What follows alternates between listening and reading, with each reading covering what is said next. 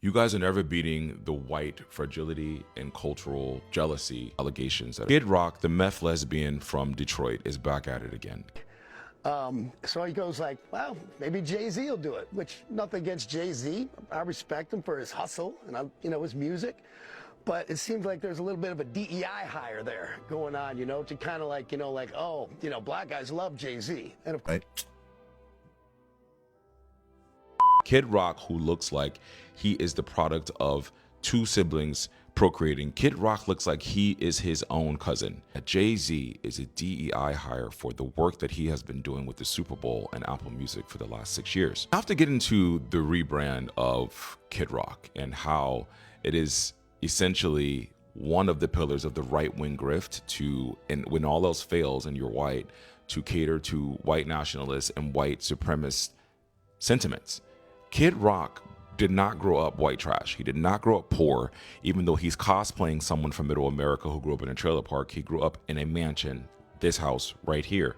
He also, for the entirety of his career, cosplayed black people. He cozied up to black people. He cozied up to rappers because his whole shtick was being a white rapper that held a guitar. You also have a black child. So do you want your black child to be considered a DEI hire when he walks into every room just because he has no talent? this was the epitome of DEI. This was the epitome of DEI blowing up. Because, the NFL was all this DEI and racism, all this stuff. They got Jay-Z in there booking this, and like Kendrick Lamar goes out there and basically turns DEI into an IED. It's like, it's all black people, or all people of color, speaking to his crowd in the hood, black people. Shut the fuck up, bitch. The audacity of white men to lack talent, lack work ethic, but then blame DEI for black people to be in the room when we have all the talent and all the work ethic. Jay-Z is a billionaire. He is one of the most successful rappers of all time and one of the most successful businessmen of all time. Kid Rock wears jorts. It's true. Ask about it. Ask. And you think that someone who owns one of the biggest music management companies, a record label, and is a GOAT can't work with the NFL to do the halftime show?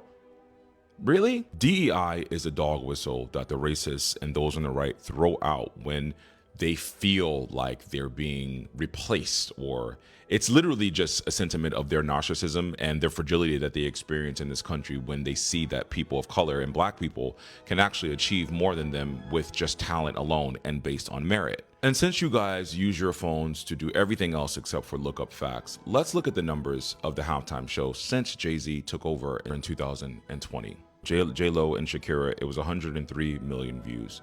2021 with The Weeknd, 96.7. 2022 with Dr. Dre and Friends, 103. 2023 with Rihanna, 121 million. 2024 with Usher, 123.4 million. 2025 with Kendrick, 133.5.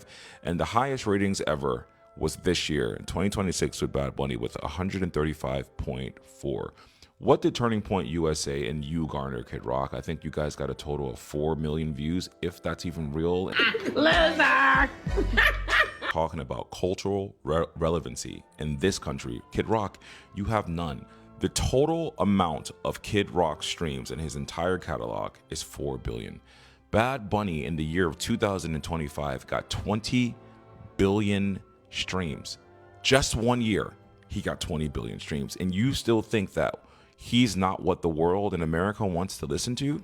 And you know the thing about MAGA that sucks and the white fragility that it makes them crumble? They're online now photoshopping the charts and saying that Kid Rock is number one on iTunes. He's not number one on iTunes. Kid Rock doesn't even appear in the top stream artists after the Turning Point USA, whatever the thing they did yesterday.